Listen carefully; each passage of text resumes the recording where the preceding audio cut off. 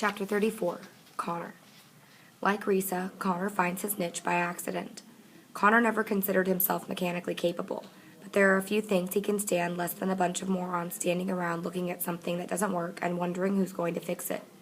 During that first week, while Risa's off learning how to be an exceptionally good fake doctor, Connor decides to figure out the workings of a fried air conditioning unit, then find replacement parts from one of the junk piles and get it working again.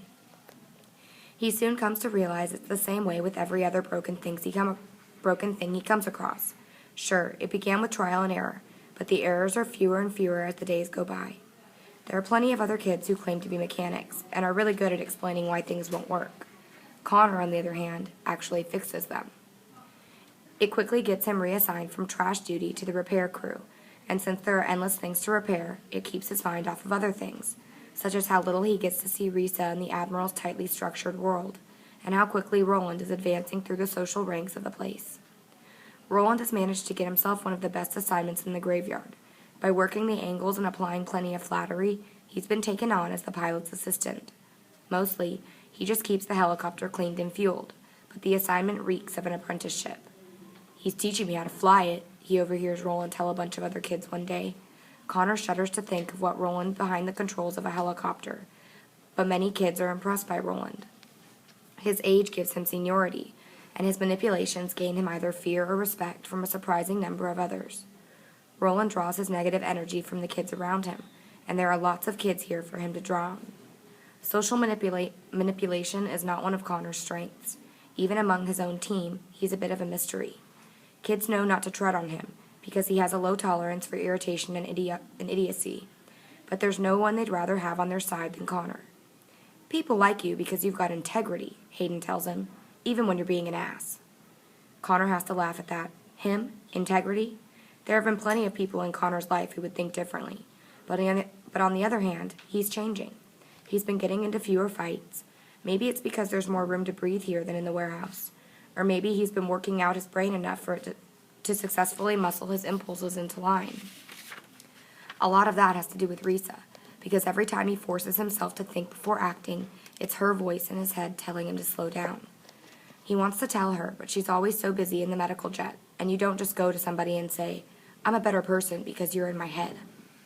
She's also still in Roland's head, and that worries Connor. At first, Risa had been a tool to provoke Connor into a fight, but now Roland sees her as a prize. Now, instead of using brute strength against her, he tries to charm her at every turn. "You're not actually falling for him, are you?" he asks her one day on one of the rare occasions he can get her alone. "I'll pretend you didn't just ask me that,"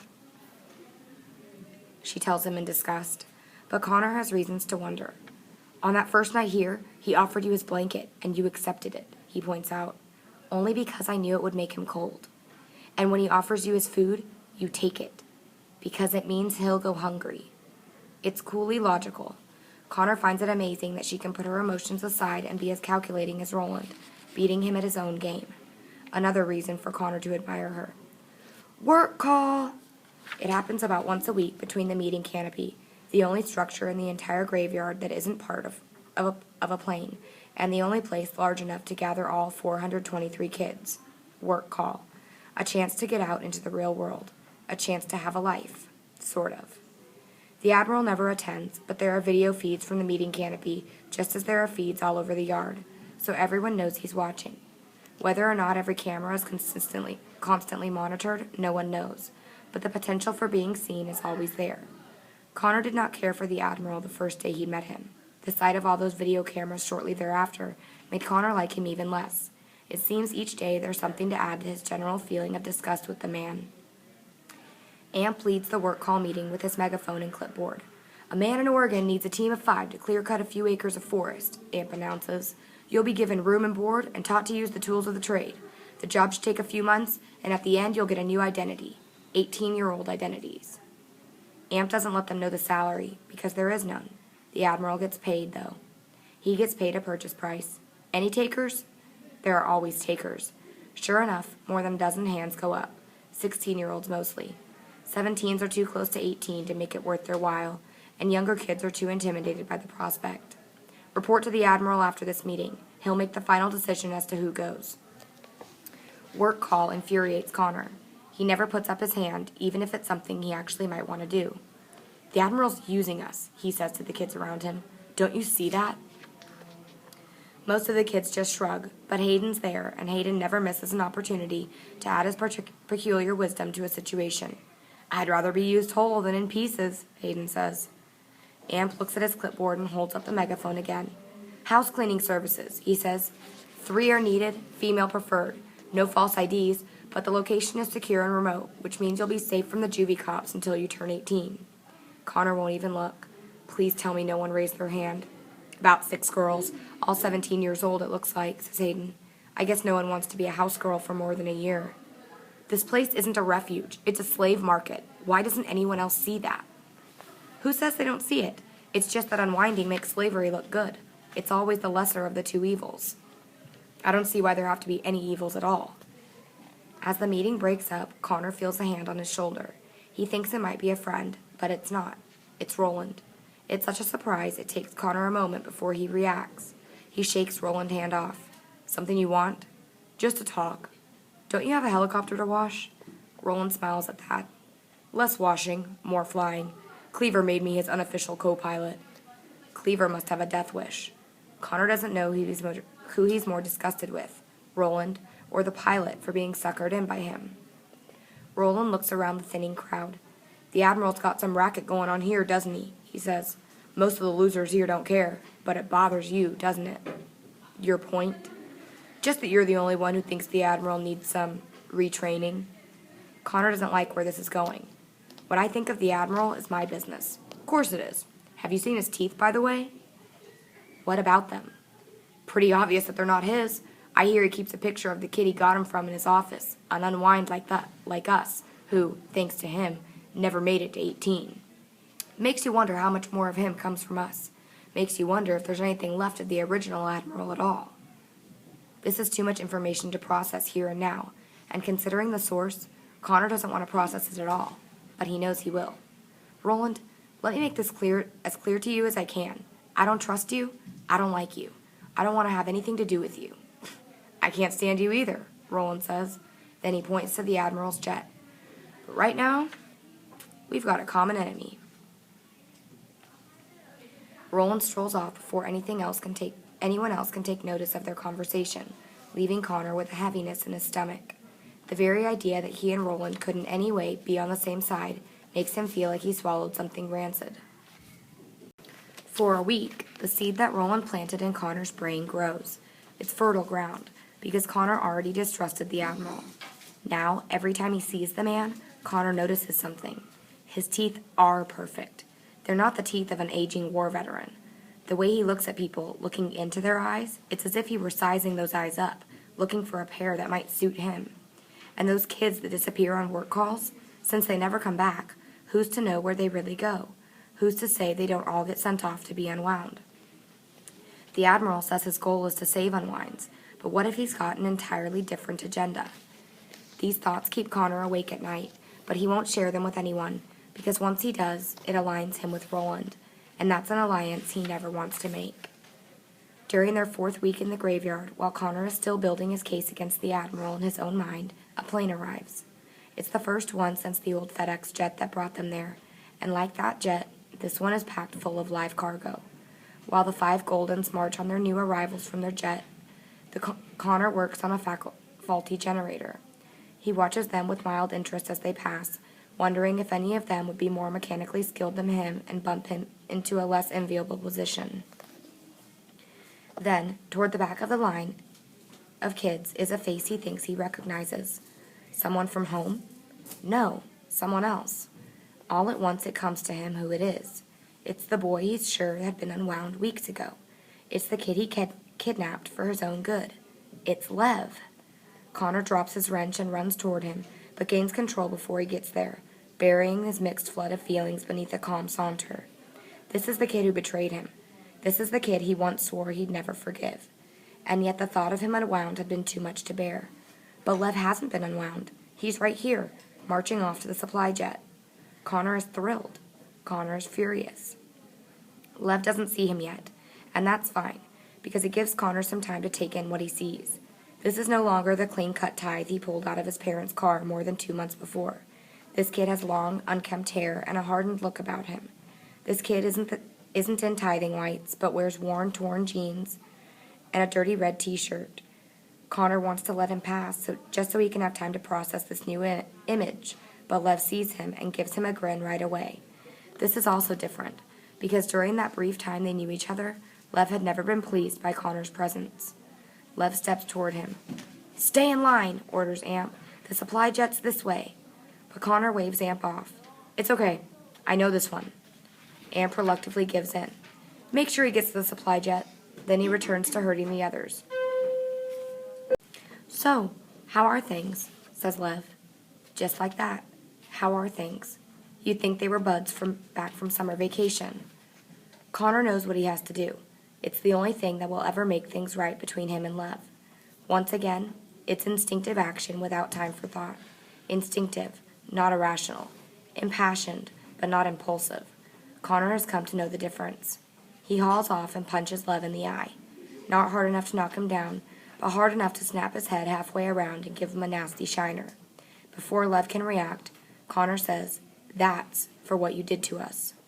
Then before Lev can respond, he does something else sudden and unexpected. He pulls Lev toward him and hugs him tightly, the way he hugged his own little brother last year when he took first place in the district pentathlon. "I'm really, really glad you're alive, Lev." "Yeah, me too." He lets Lev go before it starts feeling awkward, and when he does, he can see that Lev's eye is already beginning to swell, and an idea occurs to him. "Come on, I'll take you over to the medical jet. I know someone who will take care of that eye." It isn't until later that night that Connor gets an inkling of how much Lev has truly changed. Connor is shaken awake sometime during the night.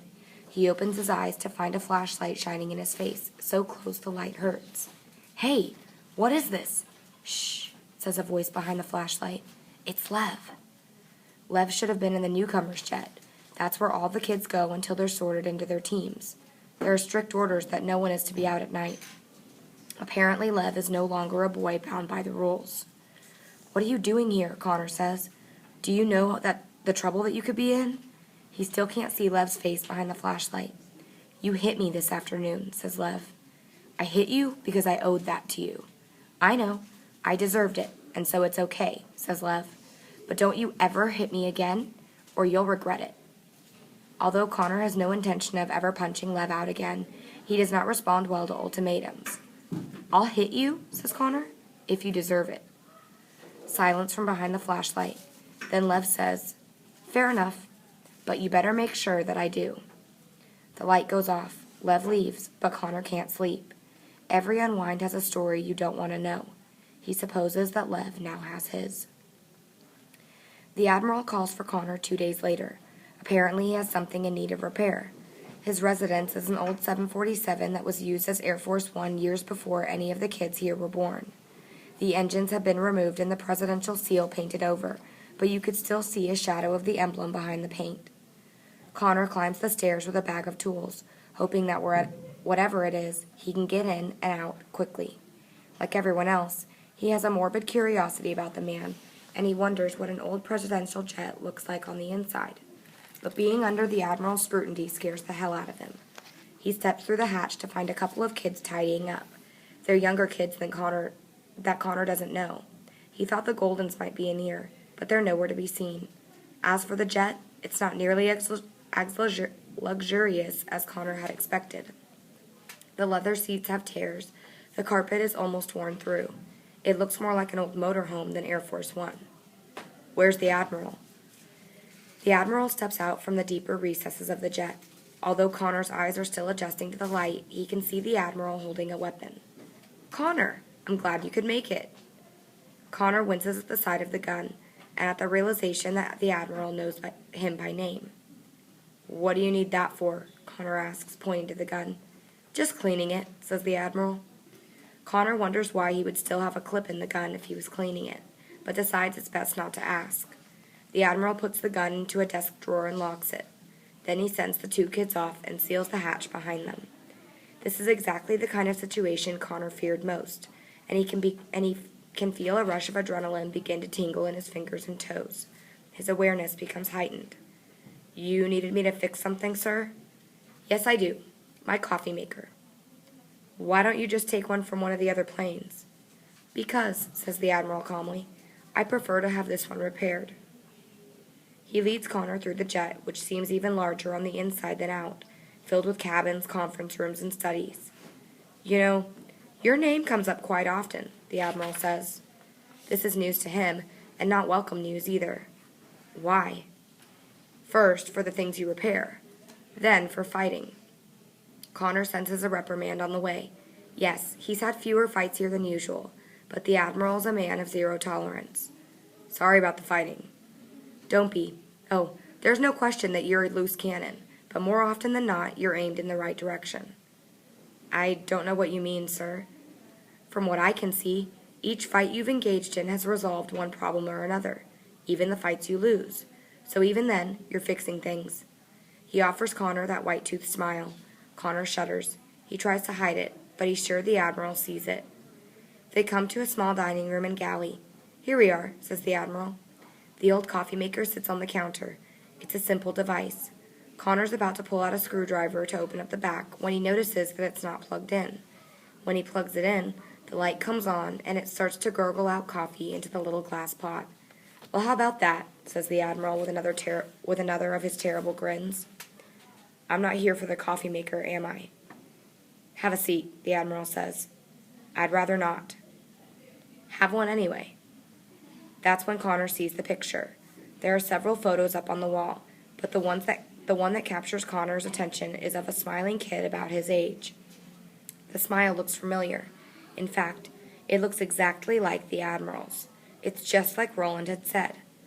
Now Connor wants to bolt, but Risa's voice is in his head again, telling him to scan his options. Sure, he can run. Chances are he can get to the hatch before the Admiral can stop him, but opening the hatch won't be easy. He could hit the Admiral with one of his tools. That might give him enough time to get away. But where would he go? Beyond the graveyard, there's just desert, and more desert. In the end, he realizes his best choice is to do as the Admiral says. He sits down. You don't like me, do you? Asks the Admiral. Connor won't meet his gaze. You saved my life by bringing me here. You will not avoid answering the question. You don't like me, do you? Connor shudders once more, and this time doesn't even try to hide it. No, sir, I don't. I want to know your reasons. Connor lets out a single rueful chuckle as his answer. You think I'm a slave dealer, says the Admiral, and that I'm using these unwinds for my own profit. If you know what I'm going to say, why ask me? I want you to look at me. But Connor doesn't want to see the man's eyes, or more accurately, doesn't want the Admiral seeing his. I said, look at me. Reluctantly, Connor lifts his eyes and fixes them on the Admiral's. I'm looking. I believe you're a smart kid. Now I want you to think. Think. I'm a decorated Admiral of the United States Navy. Do you think I need to be selling children to earn money? I don't know. Think. Do I care about money and lavish things? I do not live in a mansion. I do not vacation on a tropical island.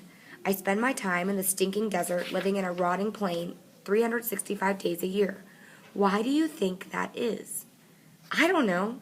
I think you do. Connor stands up now. In spite of the Admiral's tone of voice, he feels less and less intimidated by him. Whether it's wise or whether it's foolhardy, Connor decides to give the Admiral what he's asking for. You do it because of the power. You do it because it lets you keep hundreds of helpless kids in the palm of your hand. And you do it because you can pick and choose who gets unwound and which parts you'll get. The Admiral's caught off guard by this. Suddenly, he's on the defensive. What did you say? It's obvious. All the scars and the teeth, they're not the ones you were born with, are they? So what is it that you want from me? Is it my eyes or my ears? Or maybe it's my hands that can fix things so well. Is that why I'm here? Is it?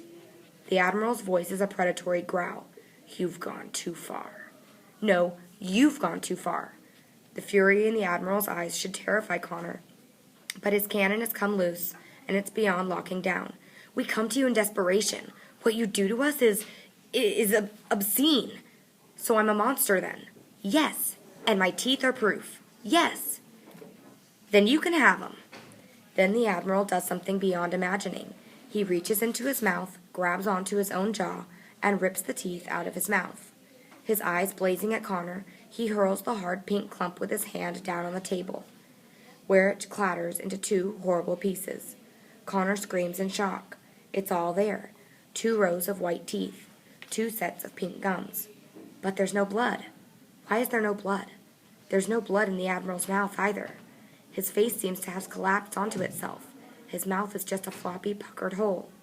Connor doesn't know which is worse, the Admiral's face or the bloodless teeth. They're called dentures, the Admiral says. They used to be common in the days before unwinding, but who wants false teeth when, for half the price, you can get real ones straight from a healthy unwind? I had to get these made in Thailand. No one does it here anymore. I don't understand. Connor looks at the false teeth and jerks his head almost involuntarily toward the picture of the smiling boy. The Admiral follows his gaze. That, says the Admiral, was my son. His teeth looked very much like my own at that age, so they designed my dentures using his dental records. It's a relief to hear an explanation other than the one Roland gave. I'm sorry. The Admiral neither accepts nor rejects Connor's apology. The money I get for placing unwinds into service positions is used to feed the ones who remain, and to pay for the safe houses and warehouses that get runaway unwinds off the street. It pays for the aircraft that gets them here, and pays off anyone who needs bribery to look the other way. After that, the money that remains goes into the pockets of each unwind on the day they turn 18 and are sent out into this unforgiving world. So you see, I may still be, by your definition of the word, a slave dealer, but I'm not quite the monster you think I am. Connor looks to the dentures that still sit there, glistening on the table. He thinks to grab them and hand them back to the Admiral as a peace offering, but decides the prospect is simply too disgusting. He lets the Admiral do it himself. Do you believe the things I've told you today? The Admiral asks. Connor considers it, but he finds his compass is out of whack. Truth and rumors, facts and lies are all spinning in his head so wildly that he can't say what is what. I think so, says Connor. No so, says the Admiral, because you will see things today more awful than an old man's false teeth. I need to know that my trust in you is not misplaced. Half a mile away, in aisle 14, space 32, sits a FedEx jet that has not moved since it was towed here more than a month ago. The Admiral has Connor drive him to the jet in his golf cart, but not before retrieving the pistol from his cabinet as a precaution. Beneath the starboard wing of the FedEx jet are 5 mounds of dirt marked by crude headstones. These are the 5 who suffocated in transit. Their presence here makes this truly a graveyard. The hatch to the hold is open. Once they've stopped, the Admiral says, "Climb inside and find crate number 2933. Then come out again and we'll talk." "You're not coming in?" "I've already been." The Admiral hands him a flashlight. "You'll need this." Connor stands on the roof of the cart, climbs through the cargo hatch, and turns on the flashlight. The moment he does, he has a shiver of memory. It looks exactly the same as it did a month ago. Open crates and overtones of urine. The afterbirth of their arrival. He works his way deeper into the jet, passing the crate that he, Hayden, Empey, and Diego had occupied. Finally, he finds number 2933. It was one of the first crates to be loaded. Its hatch is open just a crack. Connor pulls it all the way open and shines his light in. When he catches sight of what's inside, he screams and reflexively lurches back, banging his head on the crate behind him. The Admiral could have warned him, but he hadn't. Okay, I know what I saw. There's nothing I can do about it, and nothing in here can hurt me.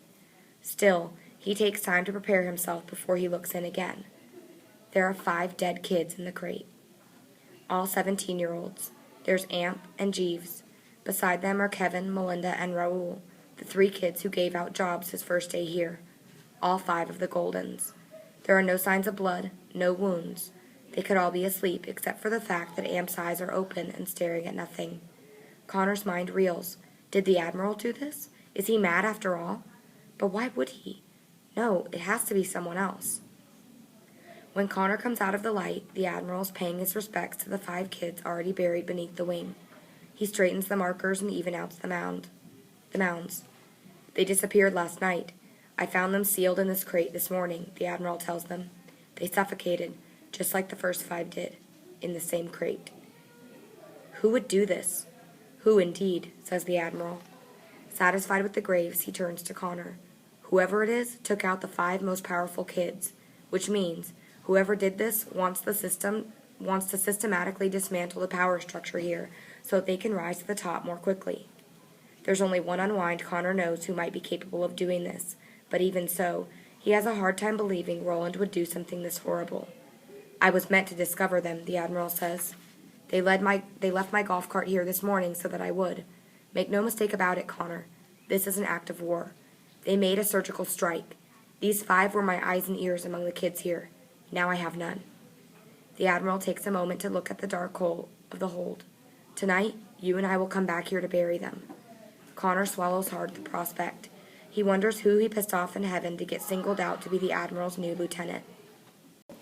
We'll bury them far away, says the Admiral, and we will tell no one that they're dead, because if word of it gets out, the culprits will have their first victory. If someone does start talking, and they will, we'll track the rumors down to the guilty party. And then what? Connor asks. And then justice will be served. Until then, this must be our secret. As Connor chauffeurs him back to his plane, the Admiral makes his business with Connor clear. I need a new set of eyes and ears, someone to keep me abreast of the state of things among the Unwinds, and someone to ferret out the wolf in the herd. I'm asking you to do this for me. So you want me to be a spy? Whose side are you on? Are you on my side, or on the side of whoever did this? Connor knows why the Admiral brought him here and forced him to see this for himself. It's one thing to be told, and another one entirely to discover the bodies. It makes it brutally clear to Connor where his allegiance must lie. Why me? Connor has to ask. The Admiral gives him his white-dentured smile. Because you, my friend, are the least of all evils. The next morning, the Admiral makes an announcement that the Goldens were sent off to organize new safe houses. Connor watches Roland for a reaction, perhaps a grin or a glance at one of his buddies, but there's nothing. Roland gives no telltale sign that he knows what's really happened to them. In fact, throughout the morning announcements, he seems disinterested and distracted, like he can't wait to get on with his day. There's a good reason for that. Roland's apprenticeship with Cleaver, the helicopter pilot, has been paying off. Over the past few weeks, Roland has learned to fly the helicopter like a pro, and when Cleaver isn't around, he offers free rides to those kids he feels deserve it. He says Cleaver doesn't care, but more likely, he just doesn't know. Connor had assumed that Roland would offer rides to his own inner circle of kids, but that's not the case. Roland rewards work well done, even by kids he doesn't know. He rewards loyalty to one's team. He lets other kids vote on who should get a chance to do a flyby of the yard in the helicopter. In short, Roland acts as if he's the one in charge, and not the Admiral. When the Admiral is present, he feigns obedience, but when others are gathered around him, and there are always others gathered around Roland, he takes every opportunity to cut the man down. The Admiral's out of touch, he would say. He doesn't know what it's like to be one of us. He can't possibly understand who we are and what we need. And in the group of kids he's already won over, he whispers his theories about the Admiral's teeth and his scars and his diabolical plans for them all. He spreads fear and distrust, using it to unite as many kids as he can. Connor has to bite his lip to keep himself quiet when he hears Roland mouth off, because if he speaks out in defense of the Admiral, then Roland will know which side of the line he's on. There's a recreation jet at the graveyard near the meeting tent. Inside there are TVs and electronics, and under its wings are pool tables, a pinball machine, and reasonably comfortable furniture. As Connor proposed setting up a water mister so that the area beneath the wings will stay at least a bit cooler during the heat of day. But even more importantly, Connor figures the project will allow him to be a fly on the wall, hearing conversations, cataloging clicks, and performing general espionage. The problem is, Connor will never be a fly on the wall. Instead, his work becomes the center of attention. Kids offer to help him like he's Tom Sawyer painting a fence. They all keep seeing him as a leader when all he wants to do is be ignored. He's so glad he never told anyone he's the so-called Akron AWOL. According to the current rumors, the Akron AWOL took on an entire legion of juvie cops, outsmarted the National Guard, and liberated half a dozen harvest camps. He has enough attention from the other kids without having to contend with that kind of reputation. While Connor works to install the Mr. line, Roland keeps an eye on him from the pool table. Finally, he puts down the cue and comes over. "You're just a busy little worker bee, ain't ya?" Roland says, loud enough for all the kids around to hear. Connor's up on the stepladder attaching mist pipe to the underside of the wing. It allows the satisfaction of carrying on this conversation while looking down on Roland. "I'm just trying to make life a little easier," Connor says. "We need a mister down here. Wouldn't want anyone to suffocate in this heat." Roland keeps a cool poker face. "It looks like you're the Admiral's new golden boy, now that the others have left." He looks around to make sure he has everyone's attention. "I've seen you go up to his jet." "He needs things fixed, so I fix them," says Connor. "That's all." Then, before Roland can push his interrogation, Hayden speaks up from the pool table. "Connor's not the only one going up there," Hayden says. "There's kids going in and out all the time. Kids with food, kids cleaning, and I hear he's taken an interest in a certain mouth breather we all know and love." All eyes turn toward MB, who's become a fixture at the pinball machine since he arrived. "What?" "You've been up to the Admiral's, haven't you?" Hayden says. "Don't deny it." So? What does he want? I'm sure we'd all like to know." MB squirms, uncomfortable at the center of anyone's attention. "He just wanted to know about my family and stuff." This is news to Connor. Perhaps the Admiral's looking for someone else to help him ferret out the killer. True, MB's much less visible than Connor, but a fly on the wall shouldn't actually be a fly on the wall. "I don't know what it is," says Roland. "He wants your hair." "Does not." "Yeah, his own is thinning, right? You've got yourself a nice mop up there. The old man wants to scalp you and send the rest of you to be unwound." "Shut up!" Most of the kids laugh. Sure, it's a joke, but Connor wonders how many think Roland might be right. MB must suspect it himself, because he kind of looks sick. It makes Connor furious. "That's right, pick on MB, says Connor. "Show everyone just how low you are." He climbs down off the ladder, facing Roland eye to eye. "Hey, did you notice Amp left his megaphone? Why don't you take his place? You're such a loudmouth, you'd be perfect for it." Roland's response comes out without the slightest smile. "I wasn't asked." That night, Connor and the Admiral have a secret meeting in his quarters, drinking coffee made by a machine rumored to be broken. They speak of Roland and Connor's suspicions about him, but the Admiral is not satisfied. "I don't want suspicion. I want proof. I don't want your feelings. I want evidence." The Admiral adds some whiskey from a flask to his own coffee. When Connor is done with his report, he gets up to leave, but the Admiral won't let him. He pours Connor a second cup of coffee, which will surely keep him up all night, but then he doubts he'll be sleeping well tonight anyway. "And very few people know what I'm about to tell you," says the Admiral. "So why tell me?" "Because it serves my purposes for you to know." It's an honest answer, but one that still keeps his motives hidden. Connor imagines that he'd have been very good in war. "When I was much younger," begins the Admiral, "I fought in the Heartland War. The scars you so impertinently assumed were transplant scars came from a grenade." "Which side were you on?" The Admiral gives Connor a scrutinizing look he's so good at. "How much do you know about the Heartland War?" Connor shrugs. "It was the last chapter in our history book, but we had state testing, so we never got to it." The Admiral waves his hand in disgust. "Textbooks sugar-coated anyway. No one wants to remember exactly how it was. You asked which side I was on? The truth is, there were 3 sides in the war, not 2. There was the Life Army, the Choice Brigade, and the remains of the American military, whose job it was to keep the other 2 sides from killing each other. That's the side I was on. Unfortunately, we weren't very successful. You see, a conflict always begins with an issue, a difference of opinion, an argument. But by the time it turns into a war, the issue doesn't matter anymore, because now it's about one thing and one thing only: how much each side hates the other." The Admiral pours a little more whiskey into his mug before he continues. "There were dark days leading up to the war. Everything that we think defines right and wrong was being turned upside down. On one side, people were murdering abortion doctors to protect the right to life, while on the other side, people were getting pregnant just to sell their fetal tissue. And everyone was selecting their leaders not by their ability to lead, but by where they stood on this single issue. It was beyond madness. Then the military fractured. Both sides got a hold of weapons of war, and 2 opinions became 2 armies determined to destroy each other. And then came the Bill of Life." The mention of it sends ice water down Connor's spine. It never used to bother him, but things change once you become an Unwind. "I was right there in the room when they came up with the idea that a pregnancy could be terminated retroactively once a child reaches the age of reason," says the Admiral. "At first it was a joke. No one intended it to be taken seriously. But that same year the Nobel Prize went to a scientist who perfected neurografting, the technique that allows every part of a donor to be used in transplant." The Admiral takes a deep gulp of his coffee. Connor hasn't had a bit of his second cup. The thought of swallowing anything right now is out of the question. It's all he can do to keep the first cup down. With the war getting worse, says the Admiral, we brokered a peace by bringing both sides to the table. Then we proposed the idea of unwinding, which would terminate unwanteds without actually ending their lives. We thought it would shock both sides into seeing reason, that they would stare at each other across the table and someone would blink. But nobody blinked.